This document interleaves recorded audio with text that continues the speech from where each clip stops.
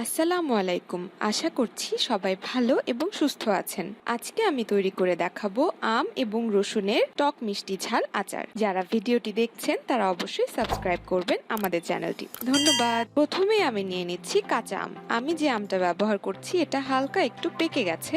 আপনারা একদম কাঁচা আমটা ব্যবহার করবেন। প্রথমে আমগুলো ছিলে নিয়ে এরপর ভালো করে গ্রেট করে নিতে হবে। আপনারা চাইলে ছুরি অথবা বটি দিয়ে আমটা কুচি করে নিতে পারেন। কুচানো আম অথবা গ্রেট করা আমটা আমি ভালো করে একদিন কড়া রোদে শুকিয়ে নিয়েছি। এরপর আমি রান্নার প্রণালীটা দেখিয়ে দিচ্ছি।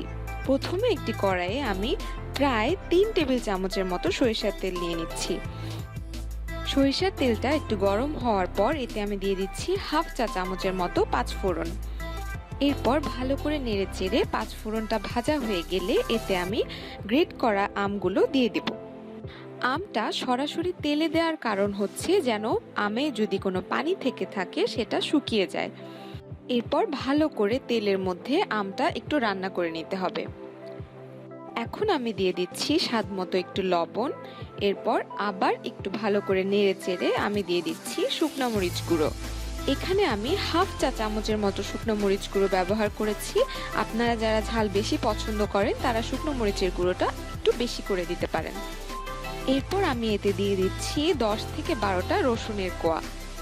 এরপর ভালো করে আরেকটু নেড়ে চেড়ে এতে আমি দিয়ে দিচ্ছি প্রায় 4 টেবিল চামচের মতো চিনি দেওয়ার পর ভালো করে নেড়ে চেড়ে আচারটা রান্না করে নিতে হবে। মনে রাখবেন আচারে কোনো প্রকার পানি ব্যবহার করা যাবে না। আপনাদের কোনো প্রশ্ন বা মতামত থাকলে অবশ্যই আমাদেরকে কমেন্ট করে জানাবেন। এরপর আমি আরও কয়েকটা রসুনের কোয়া মিশিয়ে দিচ্ছি।